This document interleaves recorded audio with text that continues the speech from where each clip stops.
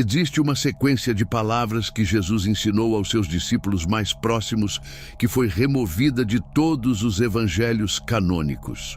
Uma fórmula tão poderosa que os padres da igreja primitiva a apagaram dos registros oficiais. Por quê? Porque, quando pronunciada corretamente, essa sequência causa uma reação física em entidades que operam nas frequências baixas da realidade. Eu vou te mostrar documentos históricos reais que provam que isso existiu, e vou te ensinar exatamente como usar. Mas primeiro, preciso te fazer uma pergunta que vai quebrar tudo o que você acredita sobre o cristianismo. E se Jesus não veio para salvar sua alma, mas para te ensinar a hackear o sistema de controle que aprisiona a humanidade há milênios? Nos próximos minutos, você vai descobrir o que arqueólogos encontraram em 1945 no Egito e foi escondido por 30 anos. Porque 27 textos cristãos foram banidos e destruídos no século IV, a palavra específica em aramaico que causa disrupção energética documentada, e como bilhões de pessoas foram programadas para pedir salvação quando já tinham o poder dentro delas. Isso vai contra tudo que te ensinaram. Mas os dados históricos são irrefutáveis. Vamos começar por onde essa história realmente começa, no deserto do Egito em 1945. Dezembro de 1945. Um camponês egípcio chamado Muhammad Ali Al-Saman está cavando perto de Nag Hammadi quando encontra um jarro de barro vermelho lacrado. Dentro, 13 códices de couro contendo 52 textos, manuscritos do século III e IV, que a Igreja Católica tentou eliminar completamente da história. Esses são os manuscritos de Nag Hammadi. Arqueólogos da Unesco confirmaram sua autenticidade, e o que estava escrito lá mudou tudo o que sabíamos sobre os ensinamentos originais de Jesus. Mas aqui fica perturbador. Esses textos ficaram escondidos no Museu Copta do Cairo por 30 anos. Só foram traduzidos completamente em 1977. Por quê? Quem não queria que você soubesse o que estava escrito ali? Deixa eu te mostrar algo. No Evangelho de Filipe, um dos textos de Nag Hammadi tem essa passagem. Os arcontes quiseram enganar o homem. Eles viram que ele tinha parentesco com aqueles que são verdadeiramente bons. Eles tomaram o nome daqueles que são bons e o deram àqueles que não são bons, para através dos nomes enganar. Arcontes. Essa palavra aparece 103 vezes nos manuscritos de Nag Hammadi. Sabe o que significa? Vem do grego archon, governante, autoridade. E segundo esses textos, os arcontes são entidades que se alimentam de energia emocional de baixa frequência. Medo, culpa, vergonha, desesperança. E aqui está o ponto crucial. Jesus não veio para morrer pelos seus pecados. Ele veio ensinar você a se libertar dos arcontes. Mas espere, como eles funcionam? De acordo com o apócrifo de João, outro texto de Nag Hammadi, os arcontes não podem criar. Eles só podem imitar e distorcer. Eles pegam verdades espirituais e as invertem. Pegam nomes sagrados e os corrompem. E a estratégia principal deles? Fazer você acreditar que está separado da fonte. Fazer você acreditar que precisa de um intermediário, que precisa de salvação externa, que nasceu quebrado, pecador, indigno. Agora pensa comigo. Quem se beneficia quando bilhões de pessoas acreditam que são pecadoras, fracas e precisam de salvação externa? Quem ganha poder quando você entrega sua autoridade espiritual para uma instituição? Antes de responder isso, preciso te mostrar o que Jesus realmente ensinou. E está tudo documentado. No Evangelho de Tomé, encontrado intacto em Nag Hammadi, Jesus diz algo que foi completamente removido da Bíblia. Se você trouxer à tona o que está dentro de você, o que você trouxer salvará você. Se você não trouxer à tona o que está dentro de você, o que você não trouxer destruirá você. Lê de novo, devagar. Jesus está dizendo que a salvação não vem de fora. Ela está dentro. E no versículo 3, ele vai além. O reino está dentro de vocês e fora de vocês. Quando vocês se conhecerem, então serão conhecidos e perceberão que são filhos do Pai vivo. Filhos do Pai vivo. Não pecadores, não servos. Filhos, mesma essência, mesmo poder criador. Mas tem mais. Jesus usava palavras específicas em aramaico, sua língua nativa, e a tradução grega e latina distorceu completamente o significado. A palavra que traduzem como pecado é kata em aramaico. Sabe o que significa literalmente? Errar o alvo, como um arqueiro que erra a flecha. Não é uma condenação moral eterna.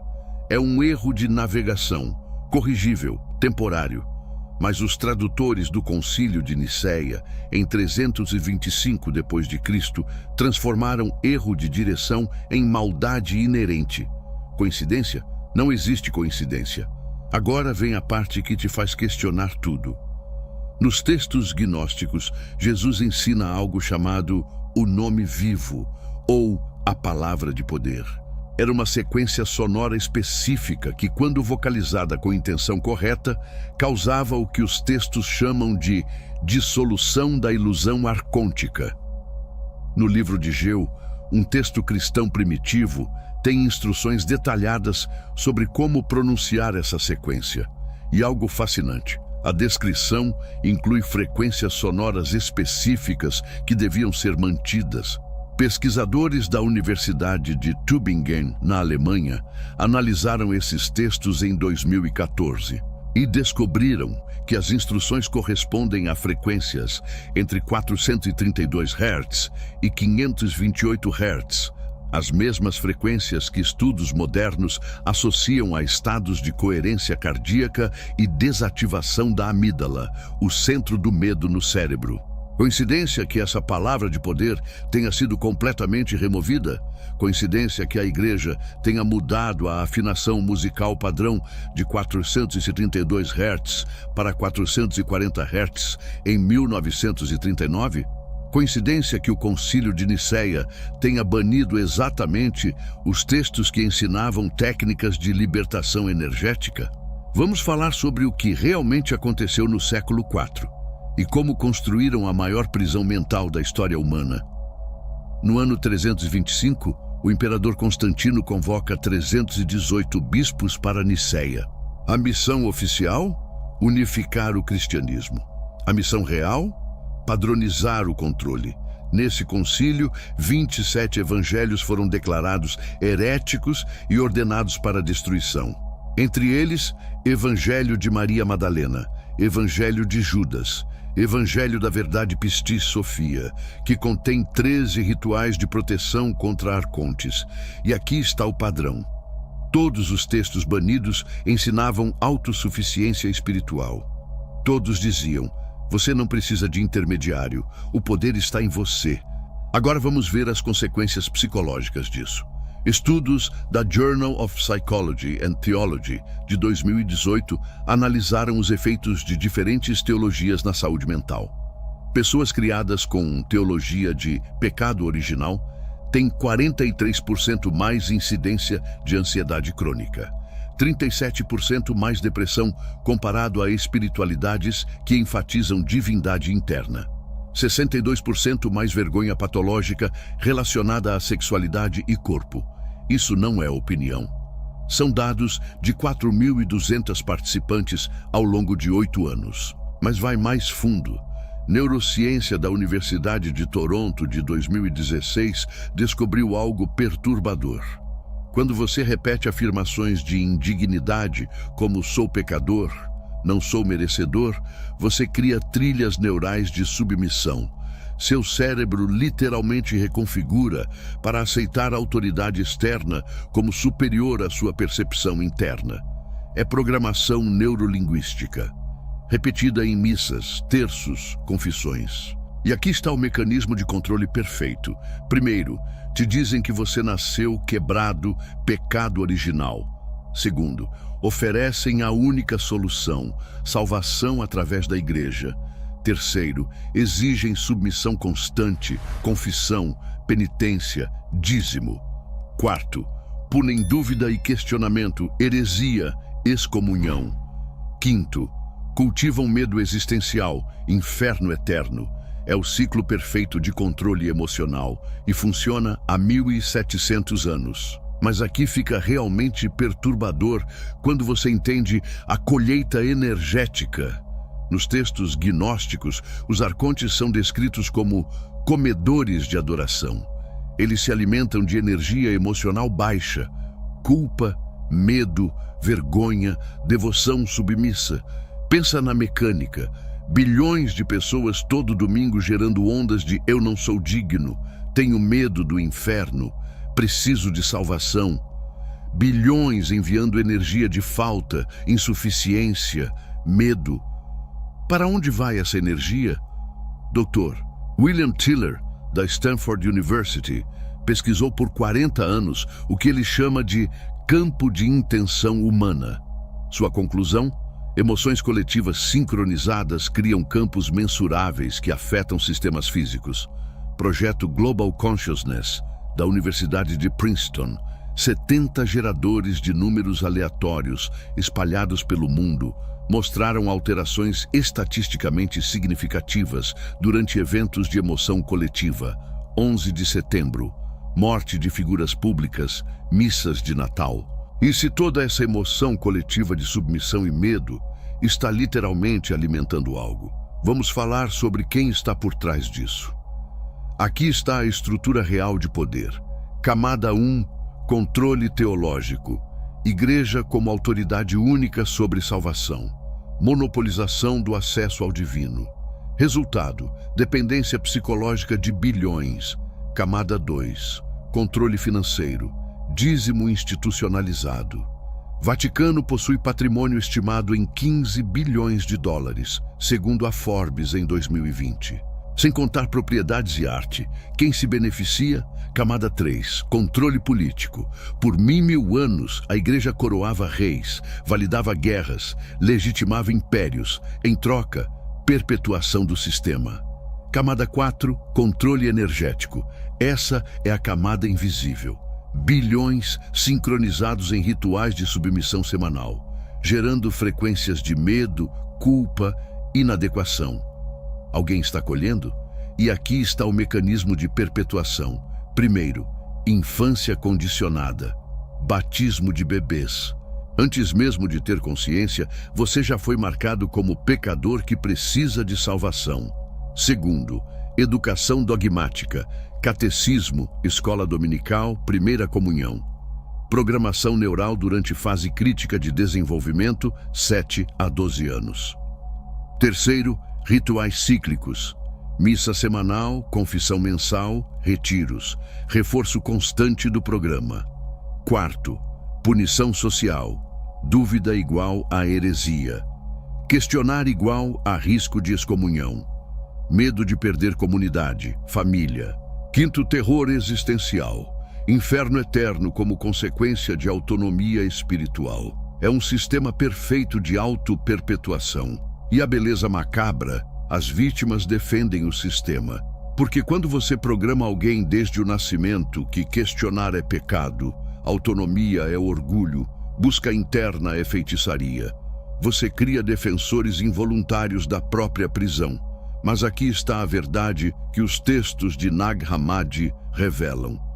Os arcontes não têm poder sobre quem conhece sua própria divindade. Jesus não disse, adore a Deus em um templo. Ele disse, o reino está dentro de você.